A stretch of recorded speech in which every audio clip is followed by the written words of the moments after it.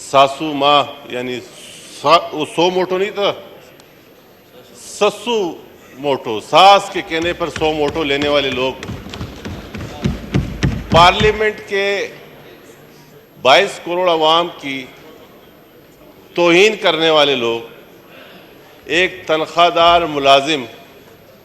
आइन की तौहीन करता है, पूरे पार्लियामान की तौहीन करता है, इस आइन को लिखने वालों की तौहीन करता है, और वो भी अब क्या रह गया सर। मैं वज़ीर आज़म साहब से, इस हुकूमत से ये रिक्वेस्ट करूंगा, ये जो इतनी ऑडियो लीक्स हुई हैं इसकी फोरेंसिक करवाएं, इस हाउस को बताएं कि ये ऑडियो कहां से आ रही है और वो लोग इस ऑडियो में क्या बात कर रहे हैं। इस इदारे को, इस पाकिस्तान को इतना गैर मुस्तहकम करना, इसके पीछे वो कौन सी साजिशें हैं कि ये घर में बैठ के औरतों से डिस्कस कर रहे हैं और वो ख़वातीन फिर इस मुल्क की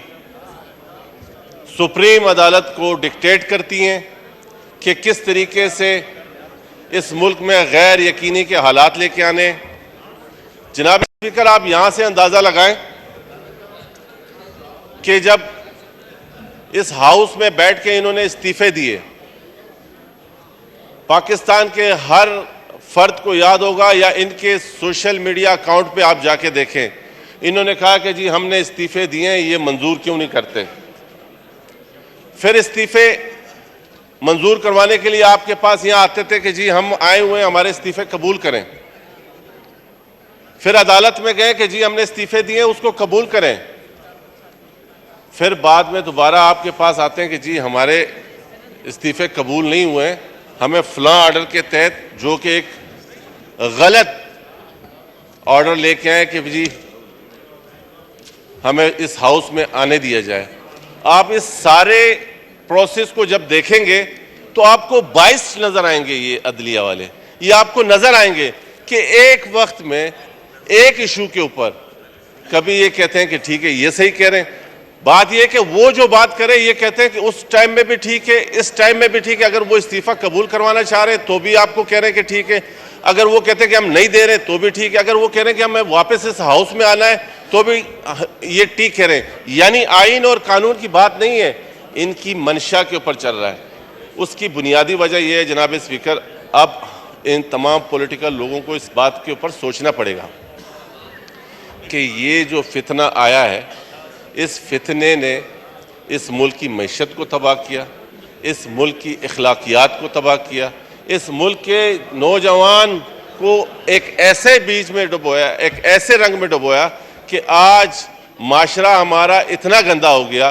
कि घरों में लोगों की लड़ाइयाँ, घरों में लोगों के माहौल, मोहल्लों में, इलाकों में लोगों के माहौल, आप और हम सब इस चीज़ से आगाह है। जनाब स्पीकर, अब किस चीज़ की मतलब मुझे इस बात की समझ नहीं आ रही कि ये आइन और कानून की बातें आप इनको बता कि कानून ये बोल रहा है, 90 दिन में इलेक्शन की बात अगर है तो वो बाकी भी आइन आगे कुछ कह रहा है, इससे बात अब आगे निकल चुकी है। जनाब स्पीकर, ये लातों के बूत है, बातों से मानेंगे नहीं। लेकिन मैं आपको और इस 22 करोड़ अवाम को बताऊं ये क्या चाहते हैं। ये चाहते हैं कि अवाम इनके अगेंस्ट खड़ी हो और उस पोजीशन पे ये ऐसी सिंपैथी ले कि जो इस ऐसी क़यादत है वो आपके इन इरादों को समझती है। वो कभी भी नहीं चाहेगी कि इस ऐवान, इस हाउस और इस इदारों, पाकिस्तान के इन इदारों को बेतौकीर किया जाए। जनाब स्पीकर, जिस दौर में हमने ये हुकूमत की बागडोर संभाली थी, एक 18 साल के लड़के को, बच्चे को भी इस बात की सेंस थी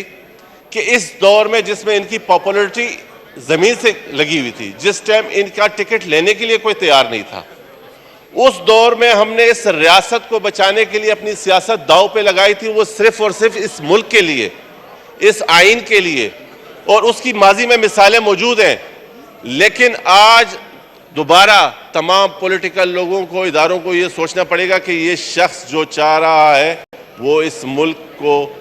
उस तबाही के दाने पे लेके जाना चाह रहा है कि जिसकी वापसी मुश्किल हो। हुकूमत सर, मैं दोबारा उस बात पे आऊँगा कि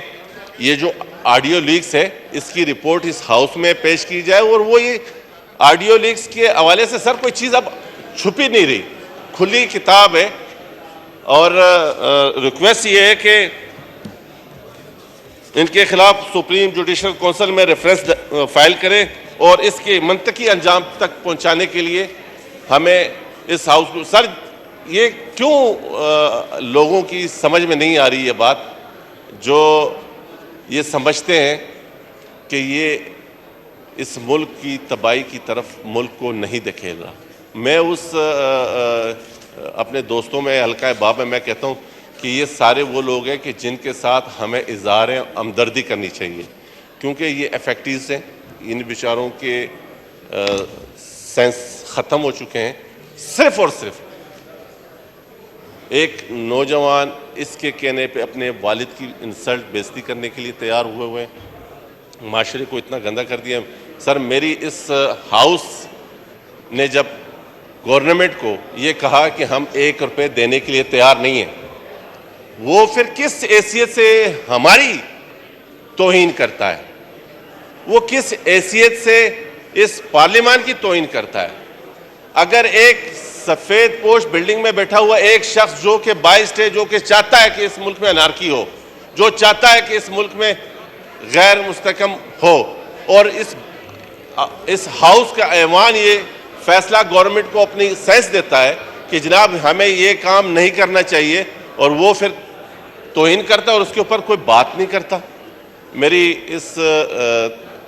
स्पीकर साहब आपसे रिक्वेस्ट है कि आप कस्टोडियन ऑफ द हाउस हैं, आपने हमारी इज्जत और तौकीर के लिए हमेशा, मेरी आपसे रिक्वेस्ट है जनाब स्पीकर कि आप इस चीज़ पर एक्शन लें कि ये शख्स चाह क्या रहा है। ये तो अल्हम्दुलिल्लाह वज़ीर आज़म पाकिस्तान ने, इस पार्लियामेंट ने यहाँ तक तो पहुँचा दिया कि दवाई गोली तक पहुँचा है,